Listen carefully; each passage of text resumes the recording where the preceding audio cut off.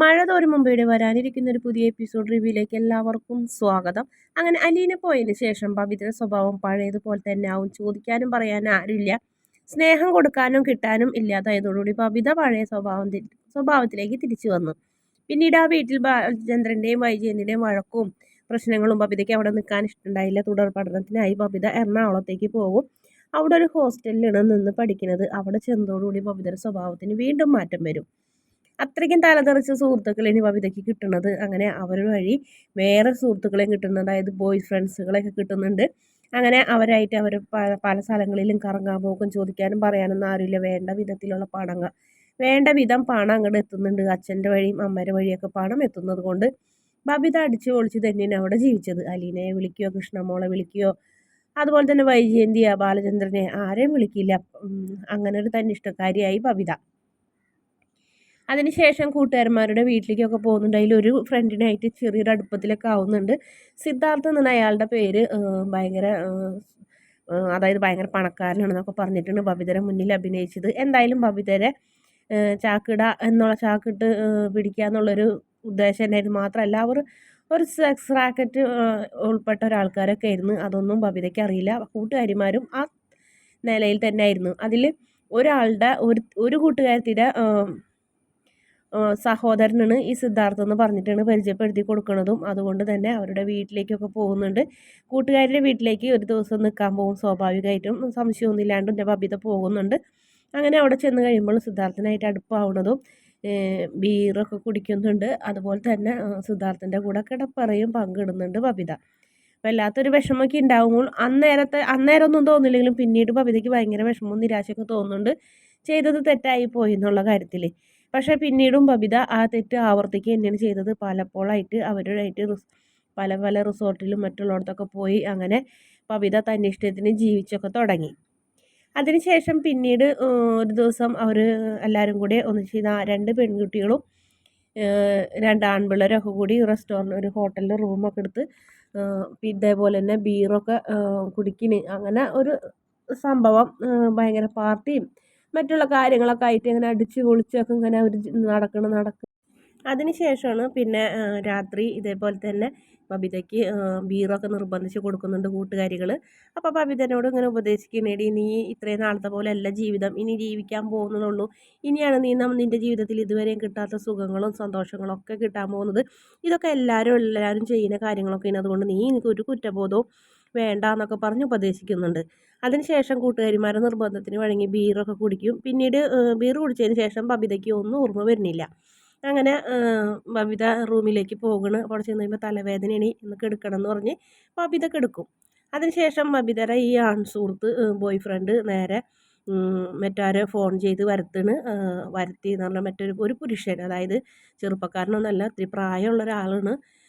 ബബിത പിന്നീട് ഉള്ള രാത്രി ഭാഗങ്ങളൊന്നും പറയാൻ പറ്റുന്ന രീതിയിലുള്ളതൊന്നുമല്ല. അങ്ങനെ നേരം വെളുത്തതിന് ശേഷം ബബിത കണ്ണ് തുറക്കുമ്പോൾ താൻ ഭയങ്കര തലവേദന, തല വെട്ടി പൊളിയണ പോലത്തെ വേദന. അങ്ങനെ ബബിത കണ്ണ് തുറന്ന് നോക്കുമ്പോൾ തൻ്റെ കൂടെ കിടക്കുന്നത് സിദ്ധാർത്ഥല്ല എന്നിങ്ങനെ മനസ്സിലാക്കണം. അപ്പോൾ താൻ എന്തൊക്കെയോ സംഭവിച്ചു, ശരീരമൊക്കെ ഇടിച്ച് പിഴിയണ പോലത്തെ വേദനയും മറ്റു കാര്യങ്ങളൊക്കെ, ഭയങ്കര ടെൻഷനും. കണ്ണ് തുറന്ന് നോക്കിയപ്പോൾ ഒരു പ്രായമുള്ള മനുഷ്യൻ, ഒരു 50 വയസ്സ് വരെ പ്രായം തോന്നുന്ന ഒരു മനുഷ്യൻ, കഴുത്തിൽ ചങ്ങല പോലത്തെ സ്വർണ്ണാഭരണമൊക്കെ ഇട്ട് വയറൊക്കെ ആയിട്ട് ഒരു വയസ്സ് എടുക്കണ് തൻ്റെ കൂടെ. അയാളുടെ മകളുടെ പ്രായം പോലും ഇല്ല ശരിക്കും ബബിതയ്ക്ക്. എന്നിട്ട് ബബിത ആകെ ഞെട്ടി കണ്ണ് തുറന്ന് നോക്കണ്.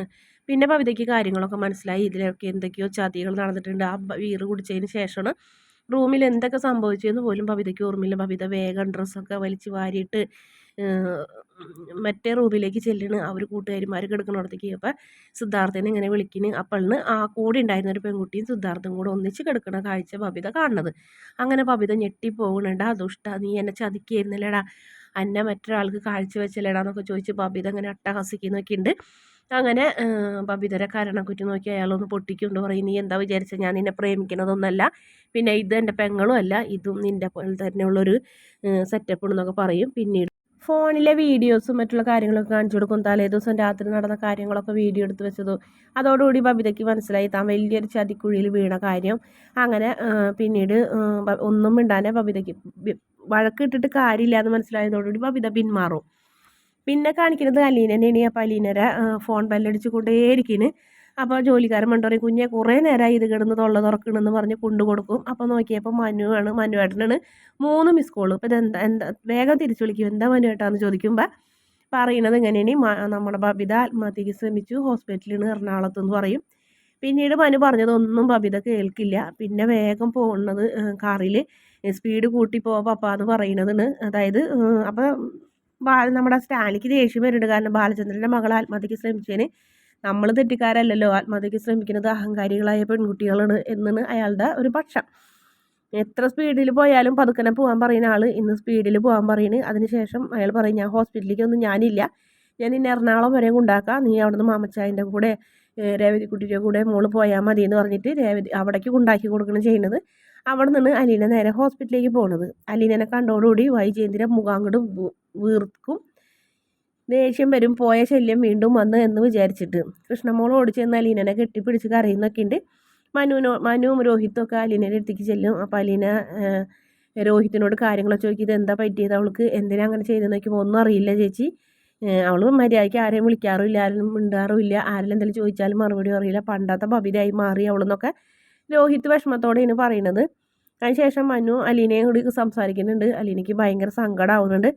അങ്ങനെ അലീനനെ അകത്തേക്ക് കയറ്റി വിടുന്നുണ്ട് ബബിതനെ കാണാനായിട്ട്. പക്ഷെ ബബിത മിണ്ടേ പിടിക്കുക ഒന്നും ചെയ്യില്ല. അബോധാവസ്ഥയിൽ ഇങ്ങനെ കിടക്കുന്ന ഒരു ഭാഗമാണ് കാണിക്കുന്നത്. നമ്മുടെ ബബിതയുടെ അടുത്ത് അലീന നിന്ന് പൊട്ടി കരയുന്നുണ്ട്. എന്തായാലും ബബിതയ്ക്ക് എന്തോ സംഭവിച്ചിട്ടുണ്ടെന്നുള്ള കാര്യം മനസ്സിലായിട്ടുണ്ട്. അതും പുറത്ത് പറയാൻ പറ്റാത്തൊരു കാര്യമാണെന്നും അലീനയ്ക്ക് മനസ്സിലായി. താനിനി കൂടെ നിൽക്കുക തന്നെ വേണം ബബിതയ്ക്ക്, അല്ലെങ്കിൽ ബബിത ഇനിയും ഇങ്ങനത്തെ അബദ്ധങ്ങളൊക്കെ ചെയ്യുമെന്ന് മനസ്സിലായത് കൊണ്ട് തന്നെ ഹോസ്പിറ്റലിൽ ആര് എതിർത്തിട്ടും ബബിതയുടെ കൂടെ അലീന തന്നെയാണ് നിൽക്കുന്നത്. അതോടുകൂടി വൈജയന്തിക്ക് ദേഷ്യമാവും. വൈജയന്തി വേഗം അവിടെ നിന്ന് ഇട്ടെറിഞ്ഞ് പോകുന്നൊക്കെ ഉണ്ട്. വീഡിയോ ഇഷ്ടപ്പെടുകയാണെങ്കിൽ ഈ ചാനൽ ഒന്ന് സബ്സ്ക്രൈബ് ചെയ്ത് സപ്പോർട്ട് ചെയ്യണേ.